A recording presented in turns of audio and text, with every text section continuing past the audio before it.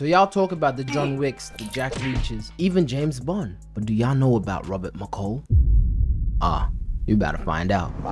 So Mr. McCall presses up at this restaurant, usually during those demon hours, right about the same time you're reaching for that lotion by your bedside. He just be there sipping his tea, reading, and minding his business. Then there's Terry, a teenage girl who's always at the spot chatting to him. You might be wondering, why is she out so late? Well, Terry works for a Russian company that's the real life version of OF. So one day Terry is chilling at the spot with Mr. McCall, just chopping it up, when she gets a call from Slavy. And you know what else is massive? Her pimp named Slickback, telling her that Peter Griffin booked her. Basically Chris Browns her every time she gets booked. Damn. And asks her if she could go with someone else. But Slavy's like, nah, he wants you. And the worst part, Brody was already waiting outside. Like, damn nigga, how quick? You can see her eyes tearing up right before she leaves. And of course, Mr. McCall's clocking the whole thing, feeling bad for her. She leaves the restaurant and gets in the car. The next day, Mr. McCall returns to the restaurant, carrying a small cake for Terry. She greets him with a smile and hesitates for a moment before asking, do you mind if I sit next to you? Her voice is soft, you can tell she's kind of unsure. McCall nods, gesturing to the seat beside him. As she sits down, his eyes immediately catch the faint bruise on her face. Like, what the fuck was Peter Griffin doing? Was he trying to fight or was he trying to have a good time? Cause shit, nigga, he could have paid me. I would have gladly pulled up and ran this fade. But I guess he likes bashing little girls. They start talking for a bit and he can tell she's broken, lost in her own world. He tells her straight up, you could be whatever you want, but you gotta change your world first. He walks her home, trying to show her a different way. Just before they get there, Slavy pulls up in the whip. He steps out all hostile and hits Terry with the, what did you do to my customer? Terry's like, he hit me so I hit him back. Then Slavy smacks her. McCall about to step in, but Terry shakes her head, telling him everything's okay. Meanwhile, this nigga standing here low-key clutching his gun, just in case Brody try to pull something stupid. Slavy yanks Terry into the whip and turns to McCall like, this girl, no good. Call this number, I'll send you another one. He hands McCall a card, then drives off like nothing. A couple days go by and McCall doesn't see Terry at the diner. Now he's starting to worry. The next day, Frank, the shop owner, tells him she's in hospital. They beat her up bad. McCall wastes no time and heads straight to the ICU. When he gets there, it's worse than he imagined. Terry's barely recognizable. Her friend is there sitting by her bedside holding her hand. McCall doesn't say a word. He just watches from a distance, but the look in his eyes said it all. You knew right there and then shit was about to get wicked. So Slavy and his crew are posted up at the restaurant, counting bread, taking shots, getting lit, and out of nowhere McCall just walks in. And they're confused, cause how the fuck did he just get past security? Slavy's like, are you lost, the dushu? And listen, I don't even know what that means, but that shit just sounds nice. The dushu. McCall walks right up to him, pulling out that card that Slavy gave him days ago. I'm here for that girl. Slavy's all like, man, I hand out lots of cards. You gotta be a bit more specific. Then they all start laughing. Her name's Alina. Slavy smirks and says that name doesn't ring a bell, but whoever she is, she must have gave you that hot tour for you to walk up in here like this. But McCall stays calm and puts an envelope on the table with 9,800 cash. Slavy's in disbelief. Ain't no way this man's about to drop damn near 10 bands for one piece of coochie. Slavy reaches out, about to shake McCall's hand, but pulls him in instead. He smirks and says, you think 9,800 is enough? I make that off Terry in 2 weeks. She's still a child. I got people like P. Diddy paying top dollar for her. Now grab your money and get the fuck out of here. McCall's like, I bet. Grabs his envelope, tucks it in his pocket, and starts walking towards the door. He opens it slightly, peeking outside to check the hallways. Then this nigga shuts the door and locks himself in. And motherfuckers know, if you're bold enough to lock yourself in a room with straight killers, it's either you're crazy or you're a straight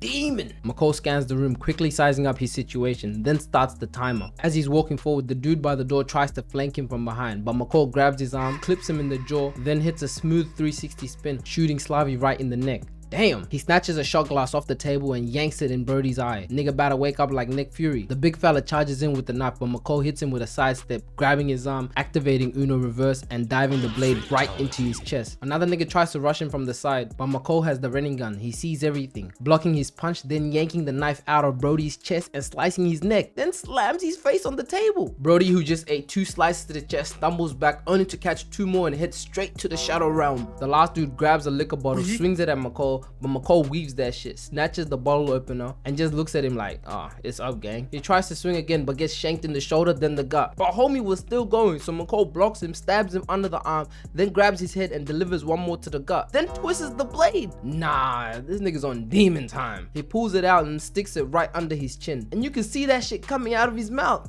Like, McCall ain't really playing around. And the craziest part, this nigga spoke Russian the whole time. He's like, Punyato. Nigga drops to the ground and he stops his timer. He walks up to Slavia and was like, you should have just taken the money. Now look at you, dead. So after that squad wipe, McCall just goes back to his regular warehouse job like nothing. Nigga, that looks like where I work. Meanwhile, Slavy's boss, Nikolai Ajenko, aka Teddy, flies in because his crew got wiped out and now he's gotta handle all this mess himself. And I can't lie, this dude wasted no time. He wanted answers but wasn't getting any, so he pulled up on Detective Looney like, we pay you good money for you to sit around and do nothing? Looney clearly wasn't feeling his turn, so he says some slick shit. I don't like you Russians, y'all think y'all can pull up to America and run shit? Next thing you know, pop, Teddy smacks him with a brick and Frank pops both guards at the door. Teddy starts giving him all types of face shots, pause, then a knee to the chest and one to the cranium, but he wasn't done. He starts yamming his shit on the ground, yank, yank, yank, yank, knocking him out. And he did all this just to send a message to let everyone in America know that he's here.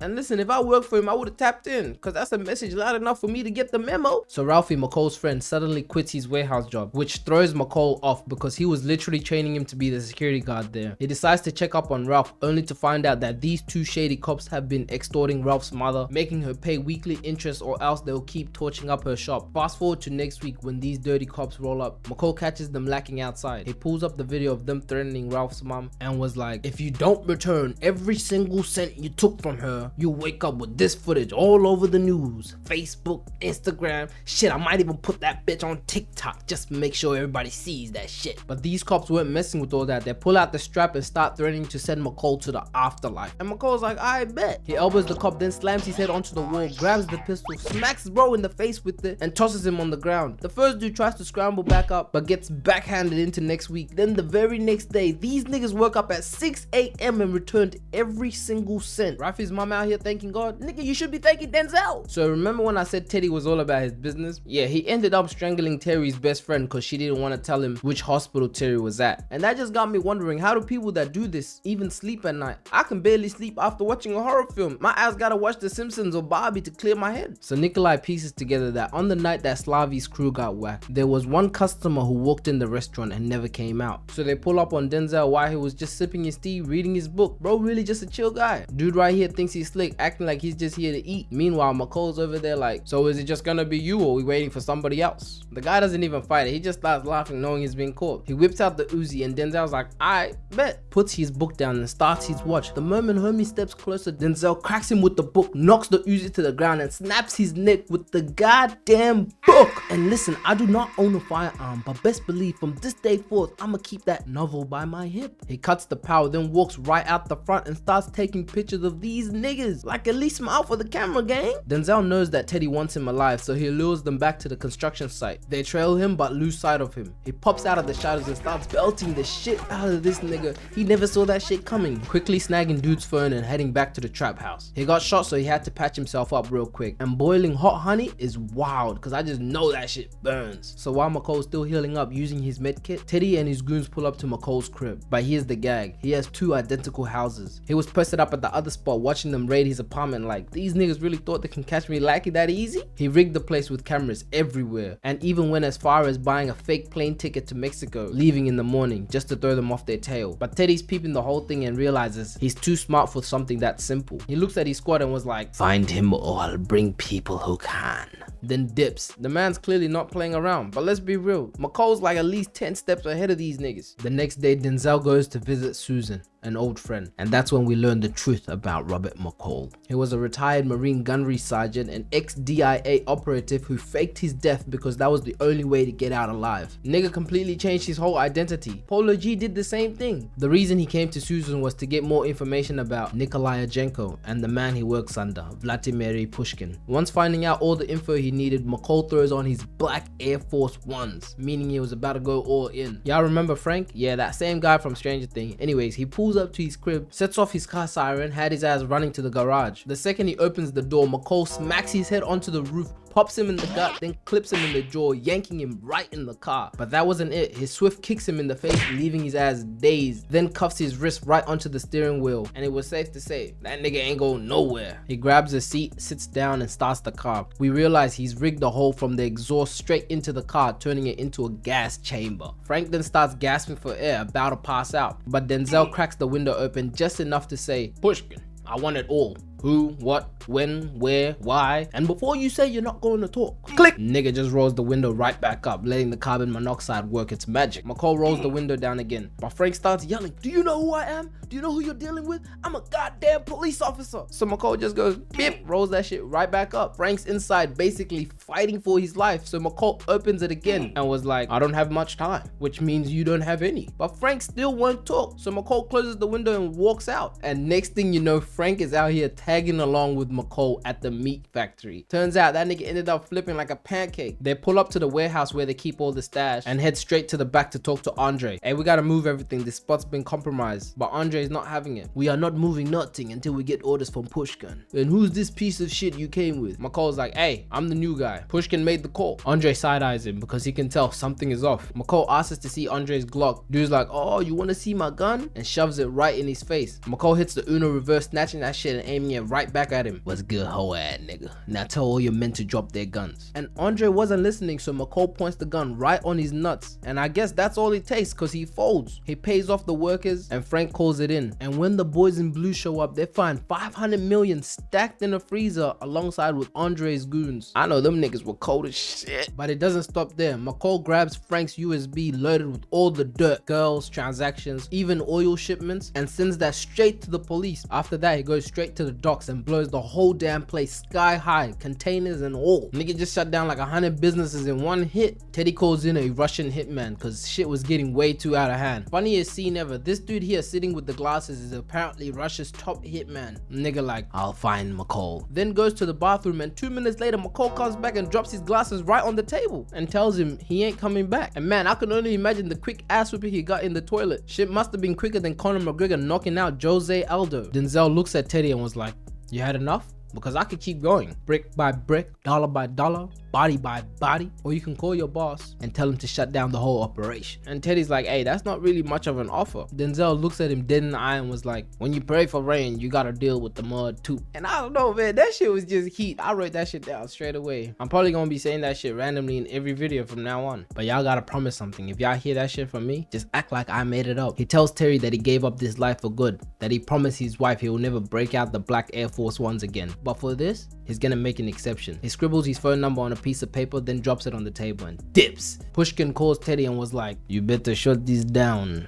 Your life is on the line." So Teddy digs up some intel on McCall's warehouse job and ends up taking them as hostages. Teddy demands McCall to meet him at the docks or he'll start dropping his colleagues. So McCall agrees to that but pulls a pump fake, leaving the phone on the bus, making it seem like he was heading to the docks. But instead, he slid straight to the warehouse and turned on the speakers, cranking that new card he had that guard running out to the control room trying to turn that shit off. As soon as he gets there, McCall pops out, snatches his gun, and then rocks him in the jaw. But that was not it. He clips him on the kneecap so hard, had dude on both knees looking like he was about to praise the Lord, then smacks him and cracks his neck. Rafi just standing there in straight shock. Up until now, he just thought McCall was just that chill co-worker. Little did he know that boy was a demon. McCall snatches the goon's radio and fakes a distress call. "Hey, quick nigga, I need backup. Come to the lobby." He goes straight to the lobby as sees Rafi all confused, then turns around and catches 2 face shots with a fire extinguisher, knocking his ass out. McCall tells Rafi to get everybody out. Then Teddy calls Denzel like, "Real clever what you pulled, but no more games. I'm coming to you."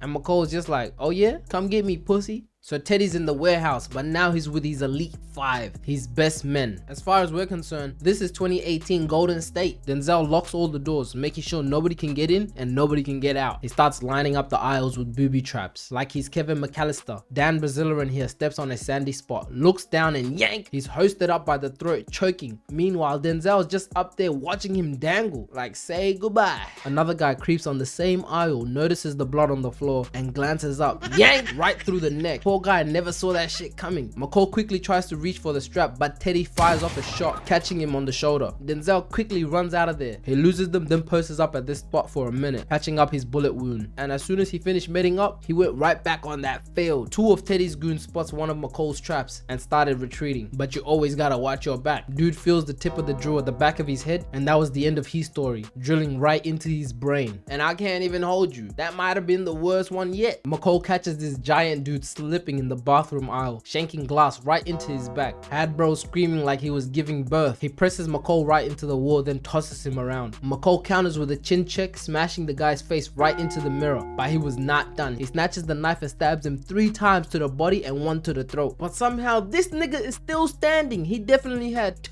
minis and a fucking chuck jug before this shit. This guy slams Denzel to the ground and starts elbowing his leg, making this nigga howl in pain. Somehow McCall manages to grab a piece of shard off the ground and then just jams it in Brody's neck, and that was a wrap. Raph comes back for McCall but ends up getting shot trying to escape. McCall then tells Raffy to run to the breaker box to turn the lights on. Meanwhile, the last guard wanders into the lunchroom, hot on Denzel's tail, only to notice a bunch of pressurized aerosol cans spinning in the microwave. The second he realizes, boom! He did that boy like they did the Twin Towers. The sprinklers turn on and Teddy rushes Ralph, only for McCall to nail him literally from the bleachers. Teddy tries to raise his arm back up but eats 2 more nails, 1 to the chest and an extra for the shoulder. McCall clocks the gun back, clips him 1 more time, dropping him to his knees. But Teddy's a dog though. He tries getting back up just to get hit right back down. And Raffy's on the side trying to peek the whole shit. He ain't trying to miss no action. McCall locks and loads 1 final time, and Teddy, gasping, yells, "Who are you?" McCall presses that tool right by his neck and fires it, ending it right there. Relax, don't click out the video yet. McCall pulls up to Pushkin's house in Moscow while the nigga's in the shower. He was just chilling in the chair like, so I guess this is the final boss. Flicking the lights on and off before disappearing. Pushkin comes out the shower, shivering, scared as hell, and starts yelling for his guards, only to find out it's too late. He tries turning off the tap, but instantly gets electrocuted. McCall calmly strolls out, and as he does, you see the trail of bodies he's left behind, and it's safe to say, this nigga's like that. I might swerve in that corner, whoa, whoa. Bitch, hold on tight, cause I tweaking this bitch, I letting shit go. And I heard